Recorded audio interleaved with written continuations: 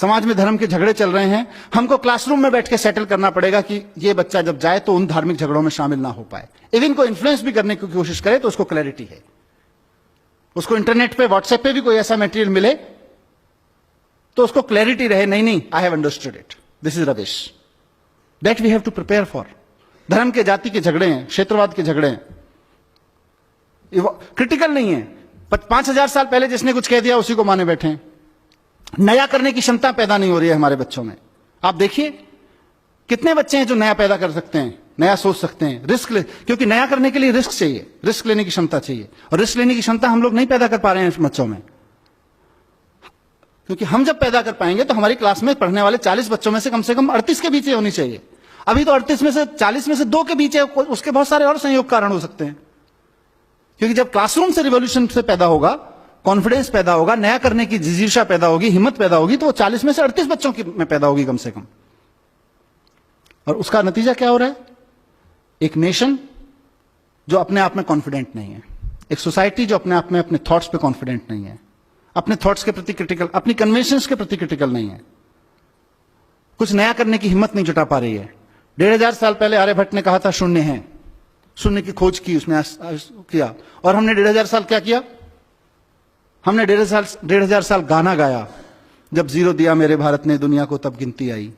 हमने गाना गाया, और उसी शून्य का 1500 साल पहले जिस हिंदुस्तान ने शून्य का आविष्कार किया, उसी शून्य का इस्तेमाल अमेरिका यूरोप के साइंटिस्ट ने करके पूरा साइबर वर्ल्ड उस शून्य में खड़ा कर दिया। हम गाना गाते रह गए, जब जीरो दिया मेरे भारत ने दुनिया को तब गिनती आई। उन्होंने साइबर वर्ल्ड खड़ा कर दिया। आज वो ट्विटर चलाते हैं, फेसबुक चलाते हैं, गूगल चलाते हैं, यूट्यूब चलाते हैं, हम अपने लड़के लड़कियां नौकरी करने भेजते हैं उनके यहां पे, और हम कहते हैं कि हम तो बहुत महान देश थे पहले से।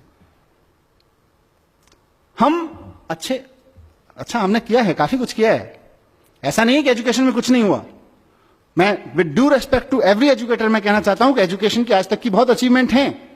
आज मैं अगर आपके सामने खड़ा होकर इस मंच से बोल पा रहा हूं और आप में से कोई इस बात को लेकर क्वेश्चन नहीं कर रहा है कि ये जो आदमी इतनी बड़ी बड़ी बातें यहां कर रहा है इसका धर्म और जाति क्या है, वो एजुकेशन की अचीवमेंट है आज हमारे यहां।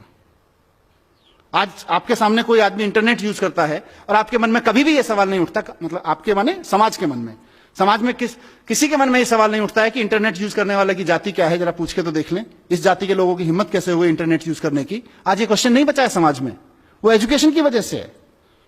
500 साल पहले गुलाम खरीदना और रखना या गुलाम की तरह बिकना समाज की स्वीकृति में था।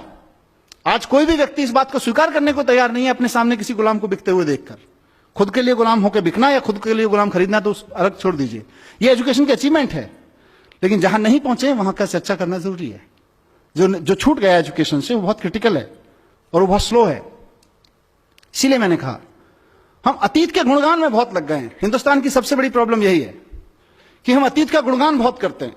हमारे यहां आर्यभट्ट हुए थे, अरे सर जी आर्यभट्ट हुए थे, उसके बाद हमने क्या किया? आर्यभट्ट तो होके चले गए। मुझे कई बार लगता है कि अगर आइंस्टाइन हिंदुस्तान में पैदा हुए थे तो हिमालय में एक मंदिर बना देते हम लोग उसका, और समझा रहे होते अपने बच्चों को 14 कोस की परिक्रमा है, सीधे चले जाओगे, पेट के बल लेट के जाओगे तो जल्दी साइंस समझ में आ जाएगी। पैदल जाओगे तो इतने दिन लगेंगे साइंस समझने में, हेलीकॉप्टर से चले गए तो इतने दिन लगेंगे साइंस समझने में। मैं किसी धर्म और किसी मान्यता का अपमान नहीं करना चाहता हूं, उनकी सबकी एक साइंस है। हमने अपनी साइंस के चक्कर में वो साइंस भी खो गई। हम सिर्फ 40 रट रहे हैं, आइंस्टाइन 40, आर्यभट्ट 40, और हम 40 का देश बन गए हैं। हम नया सोचने की क्षमता खत्म कर दी है। तो मैं इस सभा के माध्यम से, जैसा मैंने शुरू में कहा कि एक बहुत बड़ा स्वार्थ मुझे यहां पे खींच के लाया है, और मेरा वो स्वार्थ है साथियों, मेरा एक सपना है कि इस देश की पॉलिटिक्स में एजुकेशन एक बड़ा मुद्दा बने, इस देश की सोच में एजुकेशन एक बड़ा मुद्दा बने। मैं एक ऐसे दिन का सपना देख रहा हूं कि हमने बड़े बड़े तरह के इलेक्शन देखे हैं। हम आ गए तो गरीबी हटा देंगे, हम हटा गए तो हिंदुओं को राज दे देंगे, हम आ गए तो मुसलमानों को राज दे देंगे, हम आ गए तो सिख इनका ये कर देंगे, उनका ये कर देंगे। हमने अलग अलग तरीके के अलग अलग रीजनल विज़ावी नेशनल इलेक्शंस में अलग अलग मुद्दे देखे हैं। मैं चाहता हूं कि इस देश में इस बात पर डिबेट हो और पॉलिटिकल पार्टीज आके खड़ी हों और कहें कि अगर हम आ गए तो हम एजुकेशन को यहां लाके खड़ा करेंगे, उस पर इलेक्शन लड़े जाएं। गलत सपना तो नहीं देख रहा जी?